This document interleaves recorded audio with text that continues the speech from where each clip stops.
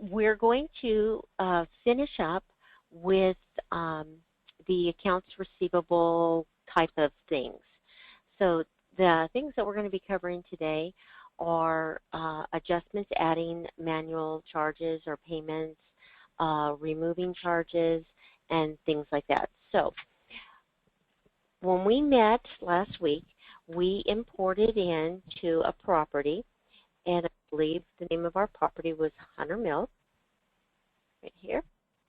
All right, and these are our owners. Now, when we first bring in properties, when you're first doing a conversion, I gotta make this a little bit shorter so you can see. Our GL post is off, so that the information that you bring in for your beginning balances do not get posted to the general ledger, because you will capture that data with your trial balance beginning numbers. So we don't want all that data to get, booked twice. So right now, I'm just really going to quickly go verify. So I'm going to go to Setup. I'm going to go to Property Setup. And I'll go to Hunter Mill.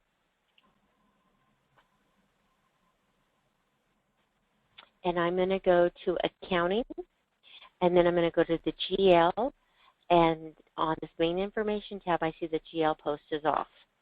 So we will go into Account Maintenance to bring them in. Now, for those who are doing conversions, these beginning balances will be brought in with your conversion. Okay, so this would be a step if you had a new property, but the same steps I'm going to use here to put in beginning balances would be the same steps that you would use if you were doing manual charges. So we're going to come over here to the right, and we're going to go to the Adjust tab. And I'm going to make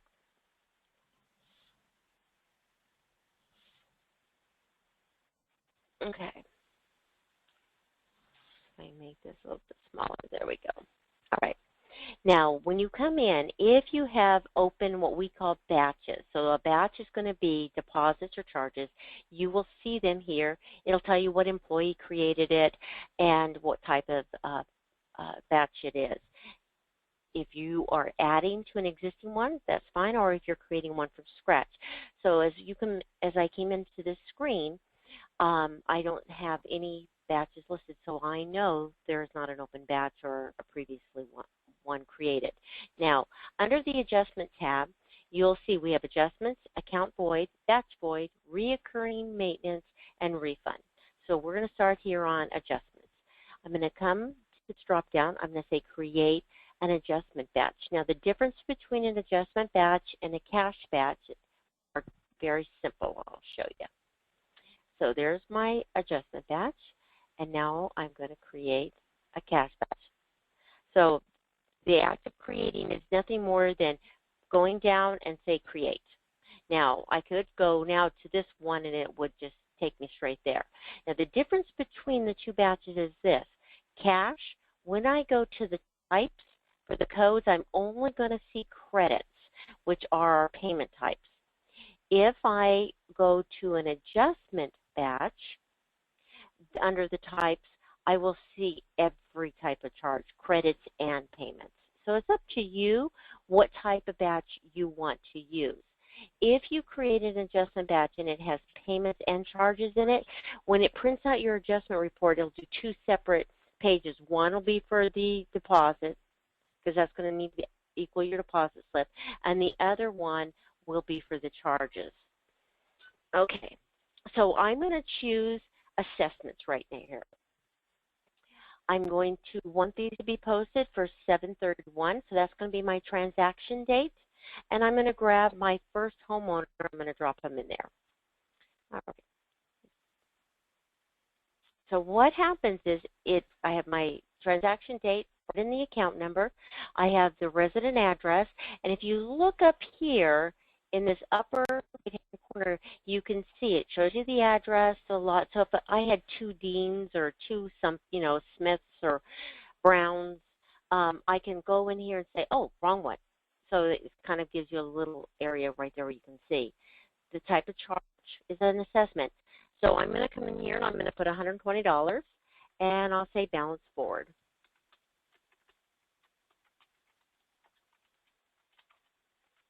Now, I can then go to over here, and I can pick anybody else I want to charge this. So I'm going to go to this one.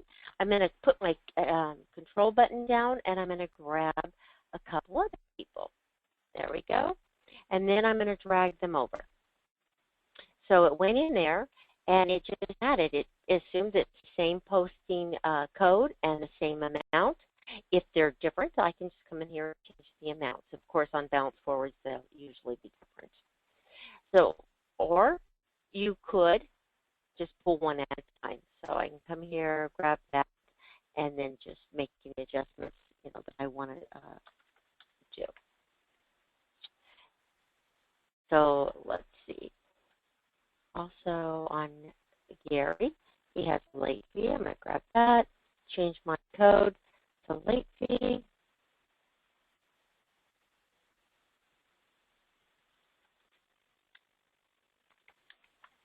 Now, when you're bringing in beginning balances, if they have credits, if you remember, it's going to the, here's my homeowner payment. This will come in as a payment, okay, because usually if they have a credit, it's because they have an overpayment.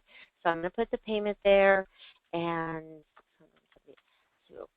now you'll notice I didn't put the number in as a credit. I just entering the number, and it will make the correction, okay? If I have more credits, the last thing that you do, if I was to pull another person over like this, it's going to assume I'm giving them the same charge as the prior one.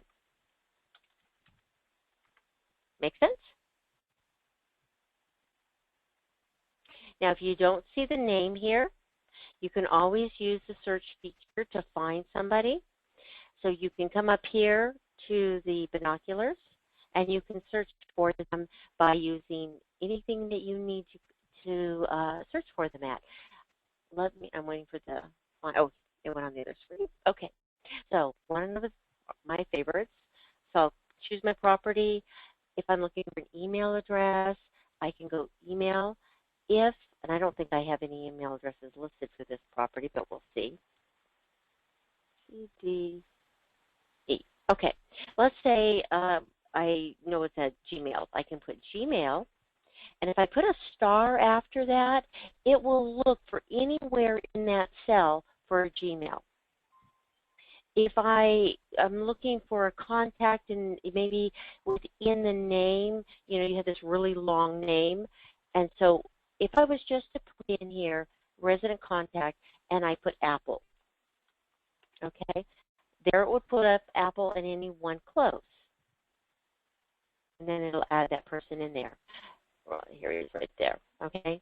But when you're looking for someone, let's say you had a name. Let's see. Okay.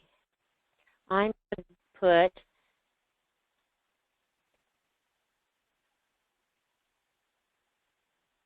I'm waiting for it to update.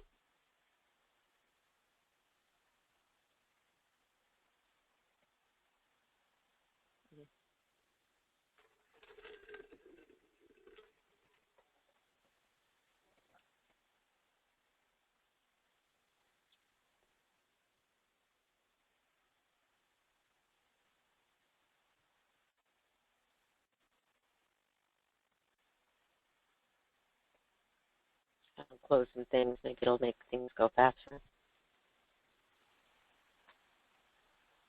Wow.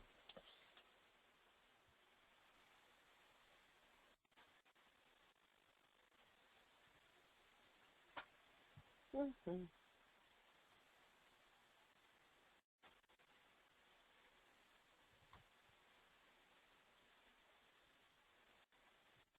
Sorry about that, guys. Sometimes I have so many applications running. I just closed a whole bunch, so that should help.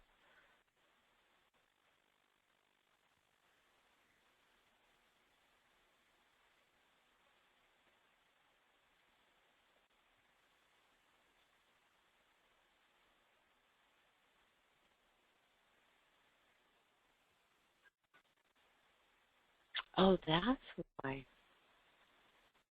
If you ever get that, so it comes up, and if you're hosted, this would be a hosted thing, and it says, what happened was my connection to VPN disconnected. So that's why I got that error. So I just have to reconnect, which it did automatically for me. I like errors. That way if you see something that happens, then you can see, how I fix it.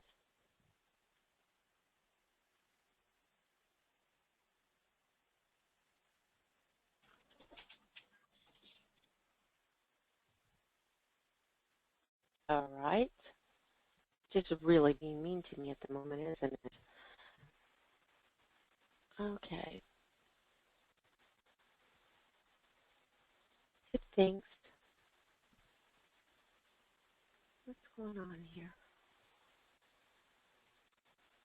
I'm sorry, guys. Even though it says it's connected, it's not recognizing it, so I never have trouble. It's very rare.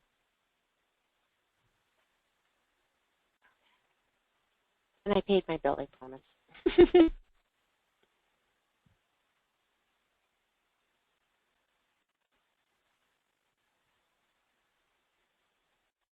Okay. So now let's get Rich back.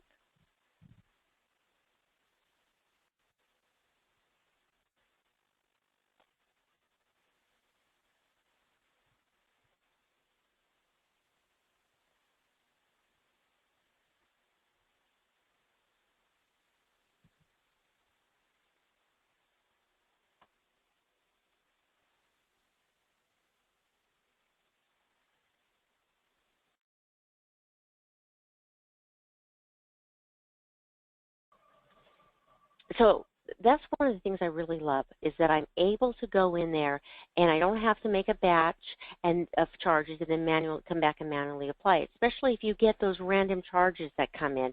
Because most of the time, all of you will be using Lockbox, and they'll come in and, that's how you're going to push your payments.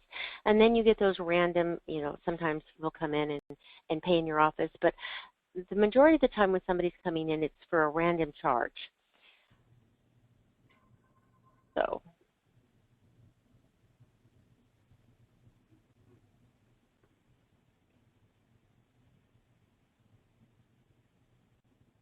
Okay.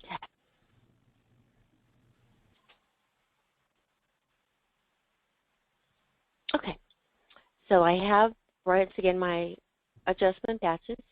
Now, if you have somebody that you misposted a payment to, or the board waived a payment to, or any of those. In fact, let's go ahead for fun, like we don't have anything better to do. I'm going to put some late fees on some accounts. Wish I remember who I grabbed it for. So here, okay. Let's say I put a fine on this account. So they had a fine, $50. We'll post that. Now the board waived the fine. So how do you remove it? Well, you go to, I should change my thing to do all my reports straight to iExpert so I don't have to keep waiting for them to go to the printer.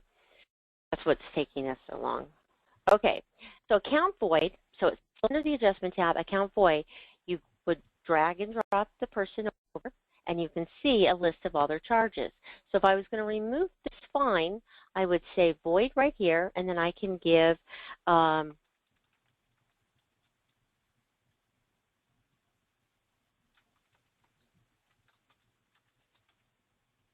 okay, the reason, and then I come up here and post it.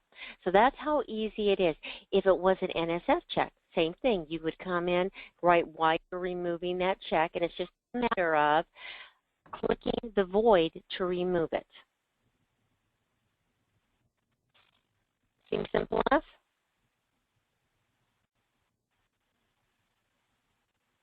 Now, if you are looking here and this is the way you want to add or look for somebody. You know, you can go like this and you can drag and drop, which is kind of my favorite. So here's, like I said, a huge list of charges. You will see every charge that is actively on their account. So then you can decide, you know, if you needed to remove one or a payment or whatever it is. You also can use the binoculars right here and search for a homeowner. That will, if you did, I'm going to go to the property I'm in right now. And you can select your homeowner. And that will just bring them in here, okay? If you search on this side, it just brings them on this panel to work with. Any questions about removing a fee? Okay. How far back can we go to remove a fee? You can go as far back as you want. Now, it will remove it on today's date. So if I came back and I removed this for this fee from 2014, and I say whatever the reason is, the reversal entry will be for today. Okay, it won't be back to, it'll reference that it was for an assessment for 2014, but it will post it to the general ledger today. Can you remove a charge that's had a payment applied to it? Yes, you can. What will happen then is VMS will then, by the hierarchy, whatever that amount was that was applied, it will reapply it according to the hierarchy. Okay. Okay, yeah. Alrighty. Every once in a while, we make a big mistake. I think the most common is that we bill, we go and run our billing, and then we find out there was an increase. So I'm going to go to Village of Woodley, and I'm going to give this search on the batch void a parameter. I'm going to say, show me everything that I posted on 6/1 and where it came from. So that's my source. So if I did it through billing, I'm going to go like that, I can say refresh, and all the charges that I billed for 6/1 will appear. Now, I can then say select all and say while I'm removing the fees, okay? Once again, there is no undoing a void, so be sure when you go up here to post it, you really did want to do that. Now, one of my favorite, and you can come in here and say from any source. So if you had a lockbox payment and, okay, this has happened before, I'll have people who change banks and forgot to update the code that ties out to the lockbox for their new bank. So they'll have posted all these to a prior bank. They'll come in, they'll say what days, they'll refresh, and then they can remove the fees and then put them back in, you know, to the proper bank. So, I mean, there are lots of occasions where you'll find that you need to remove a fee. The batch void allows you to do a big group at one time. Now, if you, oops, sorry, if I don't really know that I want to do it with this property. Let me go to a smaller one. You can also, I can go to Ashburn. I can say refresh. I don't put any parameters. It's going to show me every single charge I ever had. So, and by any of these headers, I can sort by those fees or dates or however you want to do it. Okay? So batch void, to me, has a lot of purposes. The purpose that Mike designed it for was to remove a lot of fees at one time, so you don't have to do them one by one. I use this a lot when I'm researching something because this gives me an ability to look at a whole bunch of data. I don't never remove anything, but it gives me ability to look in that database and see something if I'm, you know, doing a research on something. So I find it helpful. All right. Now, I'm going to go back to Hunter. I know it's not the only property I probably have in August. If you, do you guys ever have to refund money? Yes. Okay. So I had this happen one time. Somebody sent us their house payment, and they got the checks mixed up between the house and the HOA fees. And so it went to Lockbox. The Lockbox deposited the whole amount of the check, and then they, you know, said, could you refund the check? You know, because they needed to make it right. So if you go to the refund button here, you can grab the person that you want and bring them in. Then you will see, here's my payment. If I had several payments here, you'll see them all because it's going to ask you which one you want to refund or how much of it.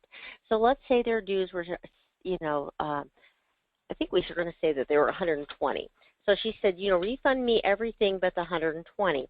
So I have 678 and I want to keep 120. So all I want to expense back is 558. So I'm going to distribute 558. I'm going to tell it it's an operating and even which bank I'm going to issue my refund out of. So I'm going to refund it out of that one. So once you decide how much you're going to refund, what department, then you just come up here and post. Okay. Now,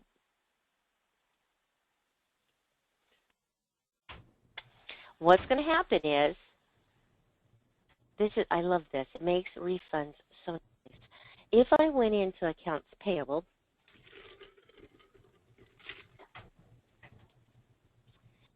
I do not have to set up that property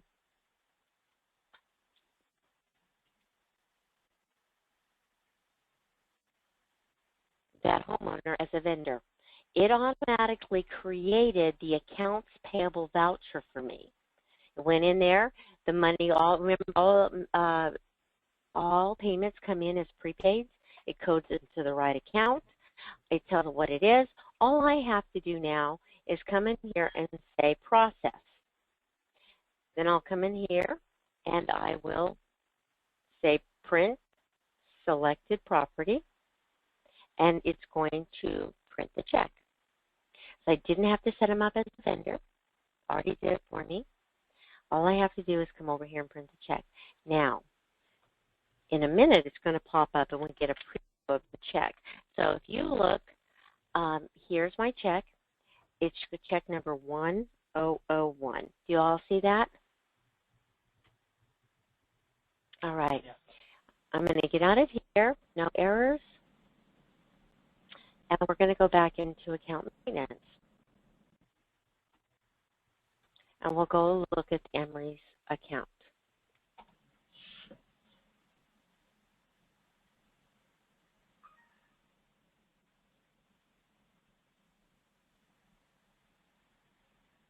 All right.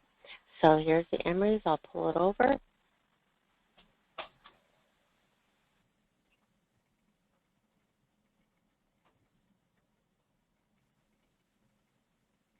Okay. So I'm going to go to account detail. So here was my payment. It shows it was a refund, what check number it came that was used, and where it came from. So it shows right there. Can you see all that? So not only did it create my vendor for me in AP, it came back and it made the adjusting entry for that payment. Pretty nice. So refunds are very simple. There we go. Any questions on refunds?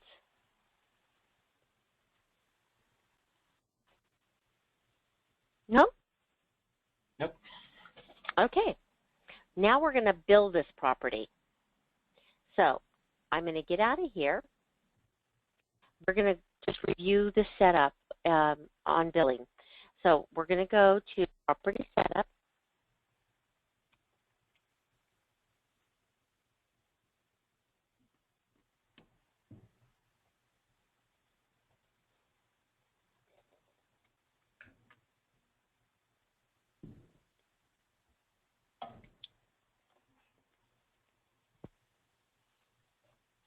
This is why I had some of these opened earlier.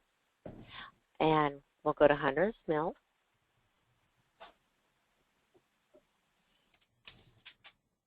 I used to live in Ventura. There was a restaurant called Hunter's Mill. Okay, I'm going to go to HOA Community.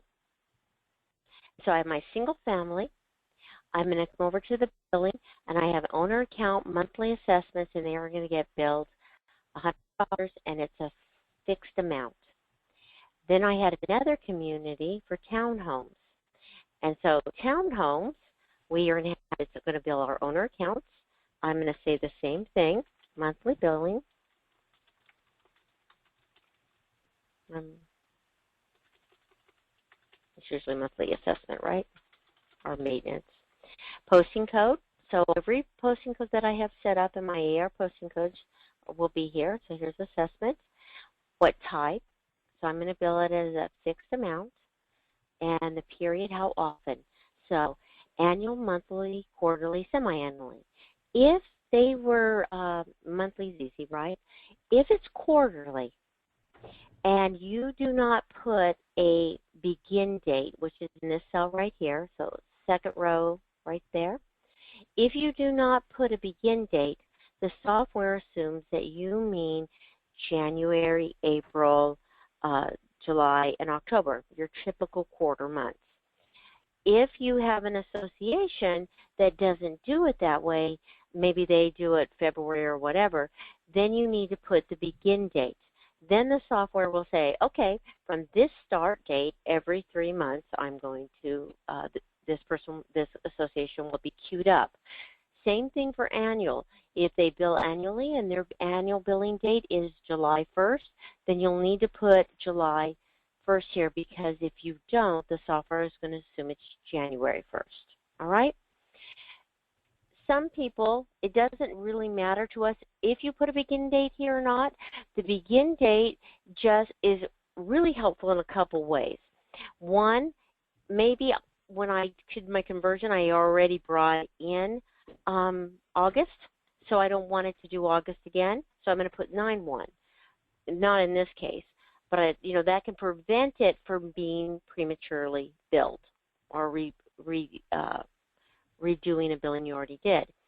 Or let's say I'll put this in here, I'm going to say August 1st, and I already know that they're going to increase the rates. So I'm going to put an end date here of December 31st, 2015, because I know that they're going to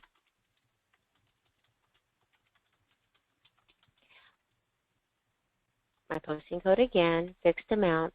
They're increasing it to $175 in January. So 1/1/2016. Okay? So as soon as you get approval for your new budget and you know what it is, put the end date for the prior one and then set up the new one. This will stop billing the 120 in December, and on January 1st, it'll begin billing this. If I do not put an end date, it will continue to bill until I put one, but it's not going to start till January. Okay? Any questions about that? The day when you post it, doesn't matter what day I post it. If I post it today on 8/24, it's going to post on the homeowner's account with the transaction and posted date as 8/1. But if I put the 5th here, it's going to post it as the 5th. So whatever day you want it recorded on their account, that's what the day's for. Okay? Most people do the 1st, and there you go.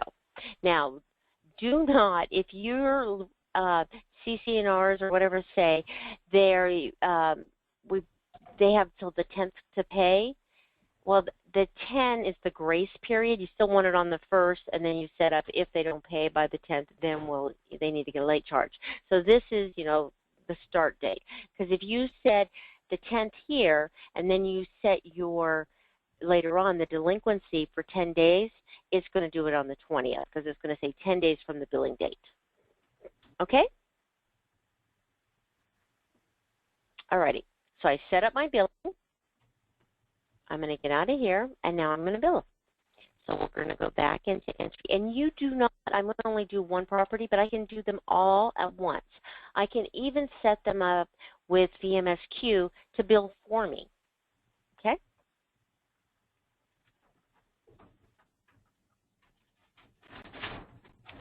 I'm going to come, I opened account maintenance, and I'm going to go to the billing tab right here. I am going to choose my options. You can bill the owners, or the developers or builders, whatever you want to call it. Or you can say all and it'll do both. If I click over here for all, oops, I don't want to count this. Oh.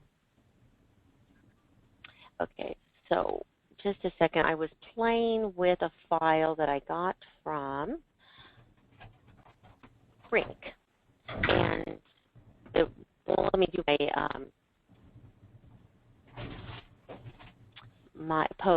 my billing until I post my lockbox. So I'm going to move it out of here real quick.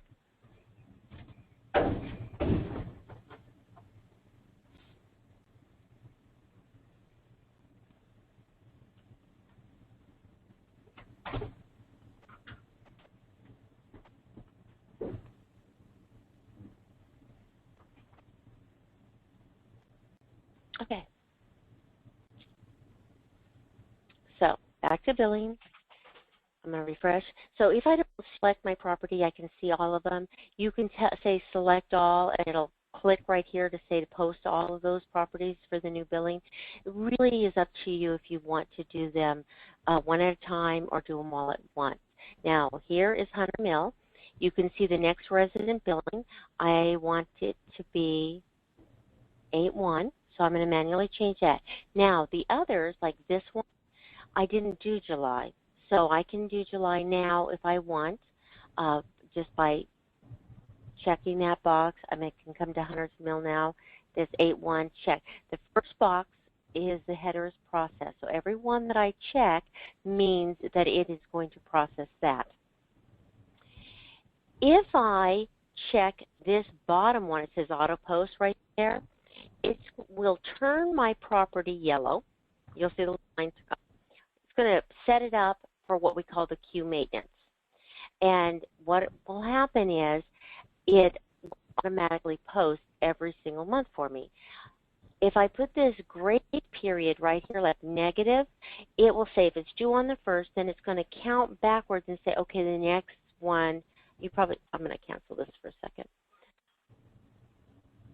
So if I wanted this 8/1, or not, let's say it was even 9/1, and I wanted it to do 10 days or 5 days ahead, if you put a -5, what will happen is it will queue it up, and 5 days before the 1st, the software will automatically post it.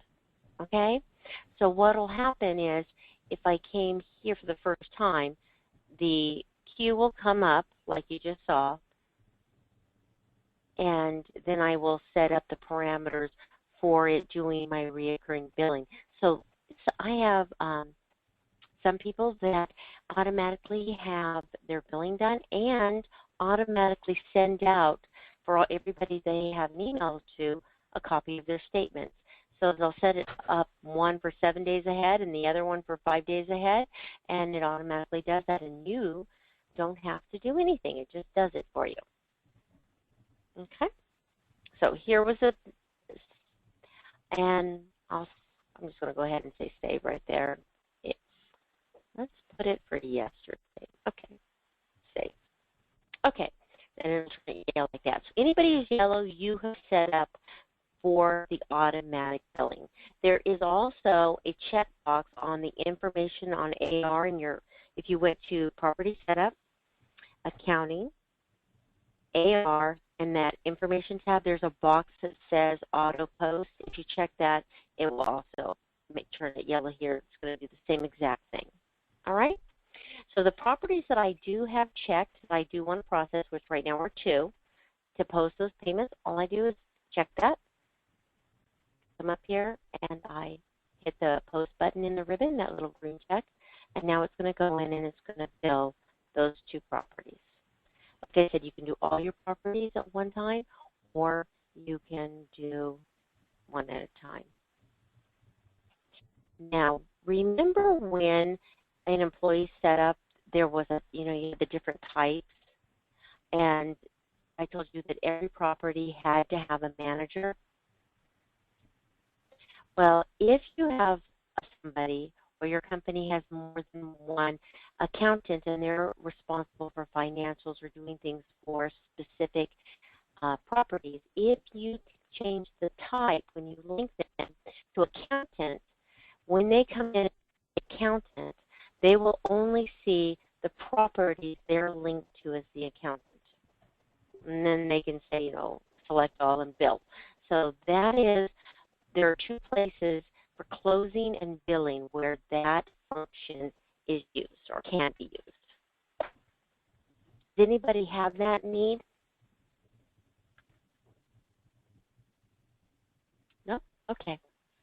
What it's doing right now is putting reports, and it's going to do for each property as it fits billing. Oh, see, it's telling me the ones I'm linked to as the accountant and not that. As it goes and bills it, it will cross them off, and it will automatically, so you'll notice, it queued up Hunter Mill for September. If I just want to see Hunter Mill, I can just do that, and then I can see it really easily. So here's Hunter Mill. The last resident billing was 8/1. 9/1 is the next one, and that's the same for the developer. If we went back here and we pull up a homeowner, I'm going to click on resident, bring this person over again.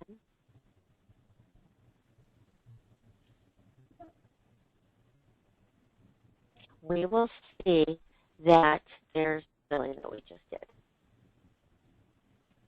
So that was a townhome. I believe Paula and Michael here, they had a single family, so there should be billed $100. There we go, $100. So by the community, each of the community, you can set up different billing levels, right?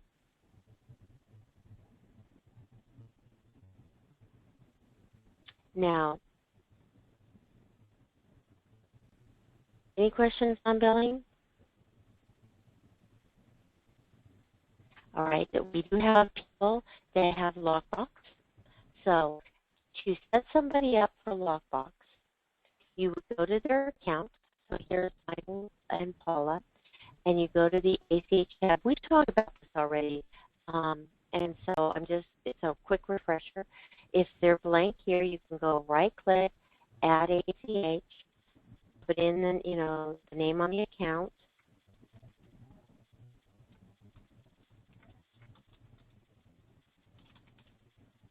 do a drop down, and select the bank that they use, and their account number, and when it's going to start. So it will automatically queue up the next billing.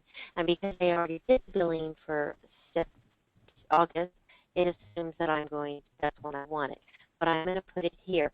But it's done it.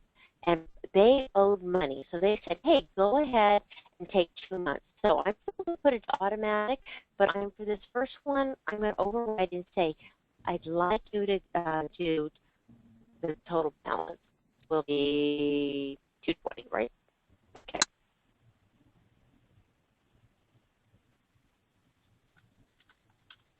Now, once I get off of this and go to another account, it will print a report, and a letter.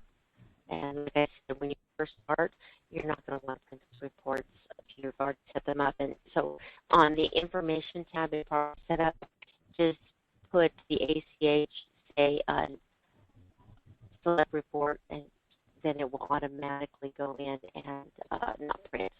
And then when we're ready to print them again, just change it.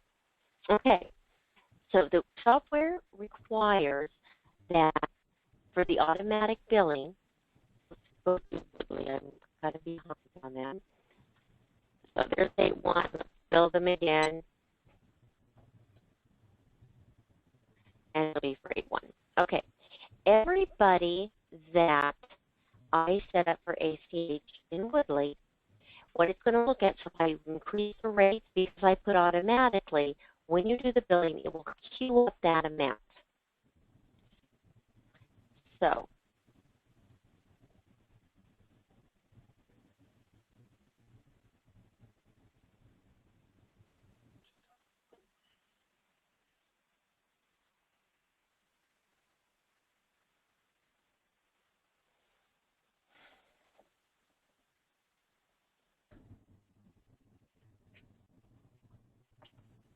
all right. So to create the not a file you need to send to your bank. You're going to go to this ACH tab right here. So I'm going to go to ACH. The reason I got that that pop-up that said it was error was because it was a tenant account that I didn't set up to bill. So it's letting me know, hey, for this account number you didn't do billing, which is perfectly fine. I didn't intend to. Select ACH. So we're going to do the automatic billing. These are all my banks. They will list. Now, it excluded PayPal here because I didn't put in a routing number. So I'm not going to be sending them a ACH file. Now, if I expand it, you can see here's Woodley. I'm going to expand that so it shows it's going to go into the operating account. This is the account number. If you forgot and do not have a routing number or tax ID number listed for the property, and for some reason on a right here, you can see it excluded it. It does want to see that tax ID number because it's required by the reserve. So if that happens and you see that, you'll just go back to property setup and you'll put in that tax ID number. Here and here.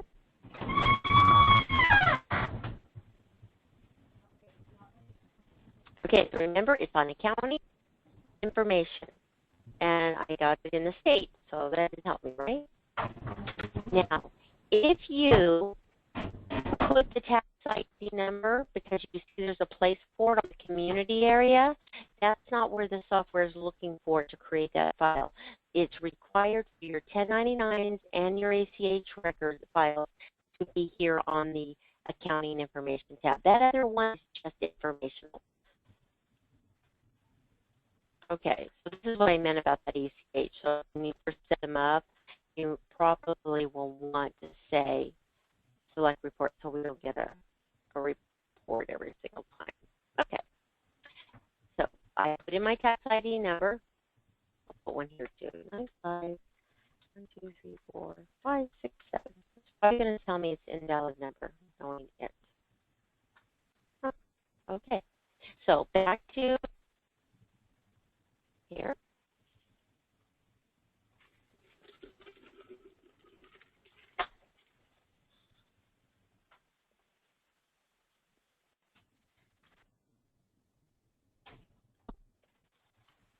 We're going to go to ACH. We're going to say automatic billing again. And there we go. So there's not excluded. Now when I expand that, it'll show me everybody that I signed up. If it's a really good report, I want to share it with you. This is especially after later on, if you let people go in and sign up online, you may want to run this report, which we call a ACH. There's two of them. I'll show you. I'm going to show you all of them. Okay, so I'm going to select Woodley, and I'm going to come over here, and it's called ACH by resident. This will tell you all your properties are, this one I just had, who they are, and what I'm, scheduled to take out. So I can look and say, oh, I should have 3 people, right? Now, another thing that is a really nice report is called an ACH Representing Report. What I like about this report is it's automatically always going to queue up in your ACH record the how much you billed. Okay, so if I billed 120, that's what it's going to pull. But let's say I did this report and I can see that they owe a whole bunch more than that. So if I have permissions to withdraw more than that, or maybe they had a credit and I didn't want to pull this time the whole amount, I can print this report and I can make the adjustments manually to my logbox file. So here's my report, and I just did a snapshot of it so that you would print it, or you send it as a PDF and it open then. So I can open my file, and I'm going to come over here, and, okay, so Rogers Fields said I could increase their amount to $1,800 for the full amount. So you can go in and you can adjust the amounts if for some reason you have permission or you want to, okay? Now, if you see somebody that is on your list and you don't see them pull up here, it could be because the start date was wrong, because the start date was September 1st, then they're not going to come up until September 1st. Very rarely does someone not come up that should have, but if they do, if you go to the last cell and you click the ... which is our find feature, and then I just say search, you will see the list of anyone who signed up for ACH that wasn't already included. I have at least 20 homeowners in the association, and because I only have 3 with balances that are at ACH, it didn't pull up anybody. But if I didn't miss somebody, it would have. All right? When you're happy with the file, all you need to do, so I'm going to exclude these other banks. I'm going to say right here, create. It says you want to create a file. Yep. Now, oops, this one was set up to automatically queue up and send it to the bank. If you if you use an integration with one of our things that we integrate with, they will give you a VMS integration user ID and password. And that password can be set up to automatically download your logboxes, upload your validation files, downloading documents. But every time you do ACH, you have to put it in. It doesn't store that it's every single time. So it would come up here. It's going to ask me for my user ID and password. Okay?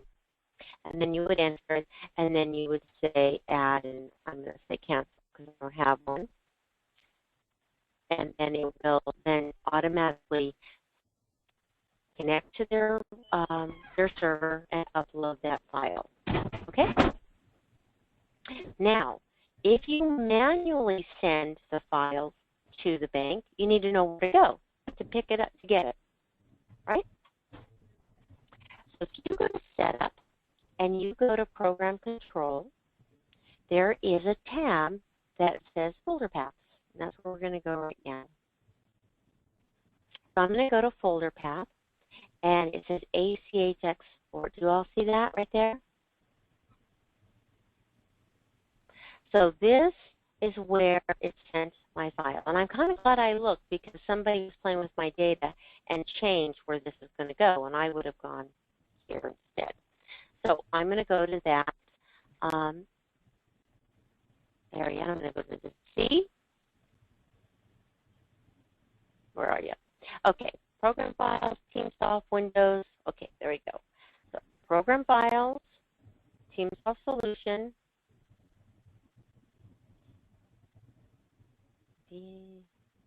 that's Windows, and data. What's the export and ACH? Okay, that's okay. Normally they always go to keep, but somebody changed my setup, so it told me that it was an export, so that's where we're going, which is right there. Okay, so here are files that have been created for me to send to the bank. So this is the one right here. So that's the NACHA file in the format that's required by the Federal Reserve. Are any of you going to be with Community Association Bank or Mutual of Omaha? Yes. Yeah, Frank is. Okay. All righty. When you create your, right now, their ACH files requirements are balanced, but I heard that, and I don't remember the start date, they're going to be unbalanced. So if you go back to your program defaults button, where you remember when you set up your bank, So here's my bank. If I go to Community Association Bank,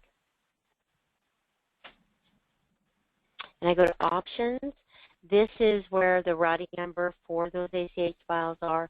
And right now, that's all it was required. You'll need to check with your bank when they're going to start the unbalance, and that means you would just check this box, and then it'll be into a format that they want. All right? So Okay. when you're creating your files, you'll want to do this, and I will help each of you set up your lockbox files because you only do it usually once, and it can be tricky. So I'm going to show you all how to do it, but we normally just help you because it's just easier and we're used to doing it. Okay, so what you'll do then is you'll log in to the folder path that you sent that file, and then you'll upload that to your bank or however you get it to them. Okay? So if you're not integrated, then the integration one will automatically send it up there, and in this case, I have to manually do it. Okay? Now, when you get your lockbox files, you'll need to download them into the software so that we can process them. Once again, you'll look in your program defaults, and you're going to look for the path that you put lockbox import right here. Okay? So this is the folder path that when I download my lockbox files, that's going to go to. Okay, if we do it automatically, we tell it where to download it, and then it'll automatically be there. So if I was doing it manually, I would log into my bank site or however they email it to you. Then you'll come in and you'll save it. So I'm going to go to that folder path, which is Data. Then it is Lockbox, and it is Import. So then I would copy my file there.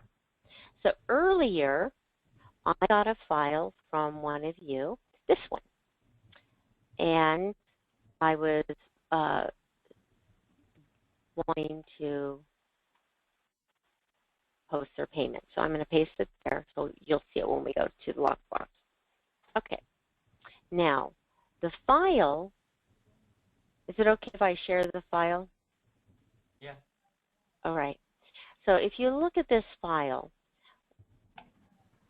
this isn't our usual one. The ones I'm kind of used to looking at look like this. So, and the difference, I'll just show you this. So on here, I know that this first 3 numbers is my coupon code. Then this part of it is sometimes, actually in this case, it's 4 numbers. This is either a property identifier, an account number, or something like that.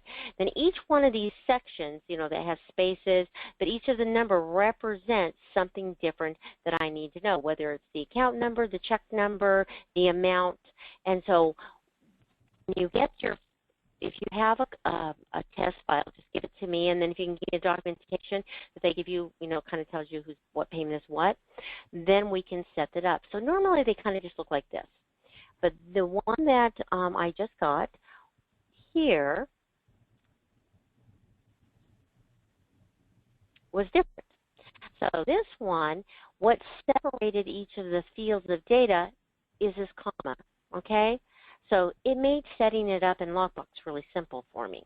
So the first part was coupon code, then this was the account number, then I have amount, then I have date, and then I had check number, and then I have a memo, which we don't put in. So I would save it in the same place, my import. Now, for that payment to post, I'm just going to come back and remind you. So on Hunter Mill, here's one. So in that file that I got under the HOA, there was something for the community identifier coupon code. And that code would go right here. Okay? Now, if the money is coming, like this one I said it was PayPal or whatever bank, you need to make sure that the lockbox is, what the software is going to do, it says whatever payment code is here, that's how it's going to know what account to debit. So what a cash account to debit. So this one is PayPal. So I have an AR posting code for it. I have my GL chart of accounts, have that set up with the account numbers, etc. Okay? So I have, first of all, I have my property code, my coupon code. In program default for PayPal, I went into the lockbox and you have an extension. So I could have lockbox for more than one bank, but I have to have an extension that is different. So if you use TXT, I know TXT is used by Alliance. DAT is the extension that Community Association Bank or Municipal Omaha uses. Then you put DAT, and you don't put .DAT or .TXT, you just put TXT. So if I might make this one PMT, have them save it in that format if that was how I was going to get that one. So then I came down here. I have a comma here because that was the delimiter between each column, which made it really easy. I didn't have to do anything else but put the order. I had coupon, account number, amount, date, check number, and then fill because we don't bring in the memo area. But on Community Association Bank, which is that other file I showed you, it's a little bit different because everything was just one line, remember? And that's why I said we usually do this for you. So the first 4 digits were data with nothing. Then I had a coupon code. And if the coupon code was 123 and I have 6 lines, I'm telling it the first part of the front of it is 0. So it fills it in. And so I just go in and say, okay, then the next 4 spaces is a fill. Then I have the account number, 11 spaces, fill, check number, amount. So this is telling it how to read the file. Okay, so what is important is this and this. I have my coupon code. I'm ready to go. Now, in the property that, in the coupon code that I got from Dean, his account number in his file was not the VMS account number. Okay, so let me. Okay.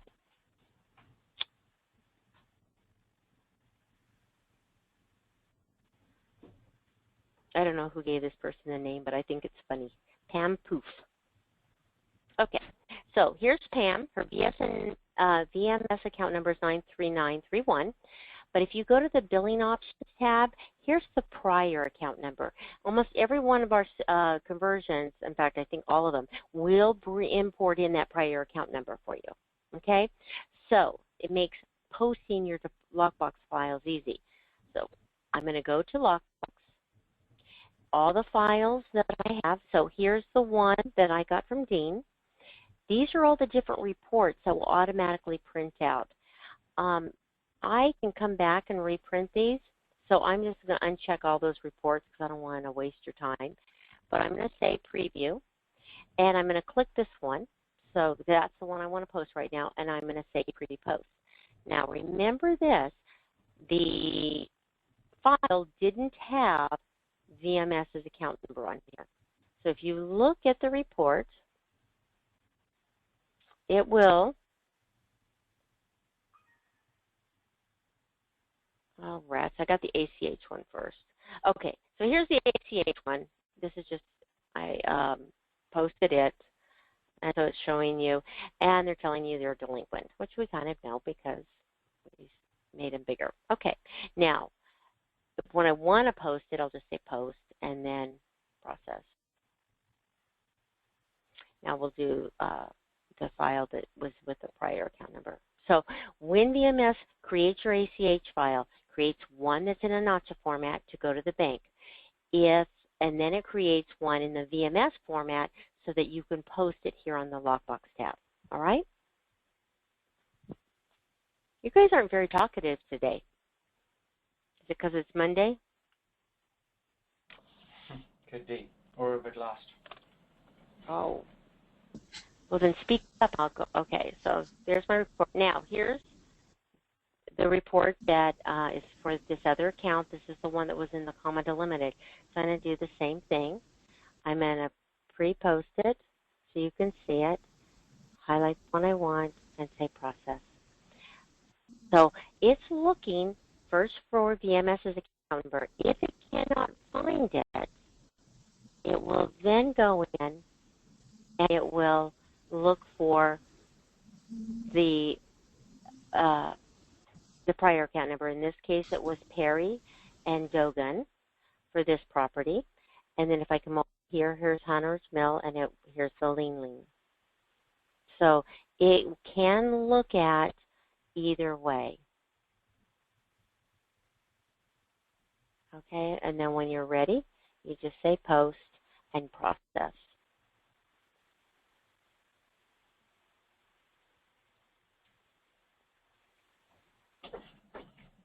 Okay, that's how. So a lot of if you integrate, what'll happen is you'll set up the VMS queue to automatically download your lockbox files, and then you just have to come in here and manually post them. Once they're posted, they disappear from the screen, so you know that they're all gone. And there are several ways to reprint. One of them, if I said reprint, I can see all my lockbox files and I can reprint them. I can also use iExpert, which we'll learn about later, to to reprint reports if for some reason we didn't print them or there was a failure. So if I go back, is she in Hunter? Okay, so we'll refresh. Now, the file of my billing and what that file gave me, but here is the payment. And so you'll notice it's still red because she has a credit.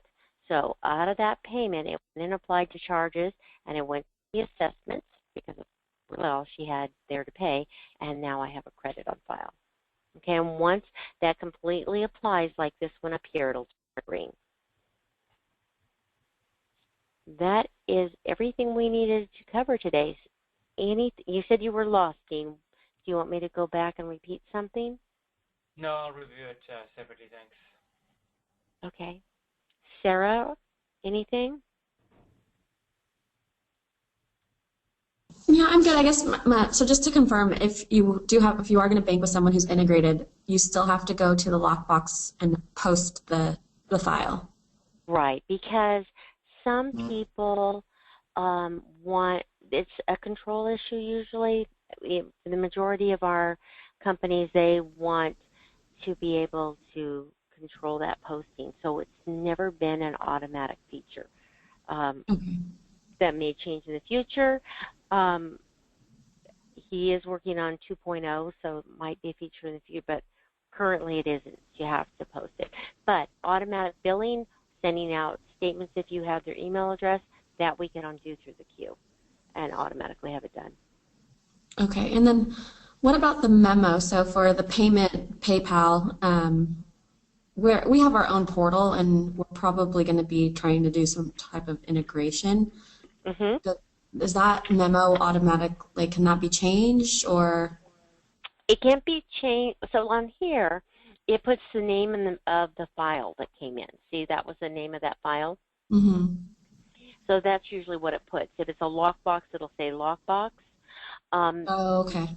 Okay, so that's, because it's going to give you a link, so if there's something wrong or you have to remove a fee, you know what file it came from. Okay. When you do them manually, you definitely can control the memo. But when it comes from Lockbox, it's going to reference the name of the file you brought in. Okay, then I'm looking at the different fields. We may just take it from a different field. So okay. That'll work. Okay. All righty. Hunter Creek, anything? No, we don't have any questions. Thank you. Oh, you guys are easy. All righty. So if you could, try, all of you do have some data in there. So go ahead and play with it. You can't hurt anything.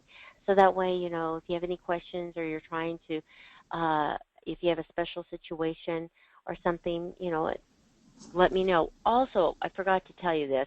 If I had billing on the individual right here, when I did billing here, it would also do this one because it's automatic. So if you put on a, you know, let's say they had an extra parking space or boat slip or maintenance or reimbursement, if you set it up on the billing tab, when you do the reoccurring billing, when you do the billing here, it will also pull it up. All right? Do you ever have the situation where you do, let's say I did a reoccurring billing like that and I had set up maintenance, but you don't want that maintenance to be pulled out of ACH? You want them to send in a check. Sometimes that happens like with reserves or a special assessment. Does anybody ever have that? If you ever Yeah, I think we do. in property setup, when you set up your AR posting codes, there, and I'm going to go there. It just takes a while to open this table. So if I was here on any of your properties, and it is done per property, if you go to accounting and you go to your AR posting codes, so I'm AR posting codes, there's this one box that says exclude ACH. So if I was to check this right here and I was billing reoccurring for a special assessment, the amount that would populate on my ACH tab would be less this charge, okay? I have a lot of people, as they choose separate billing, like for water, they always want those to be separate and not come out of ACH. So those are just, you know, how you would manage that. Okay? All right. So we are set for today.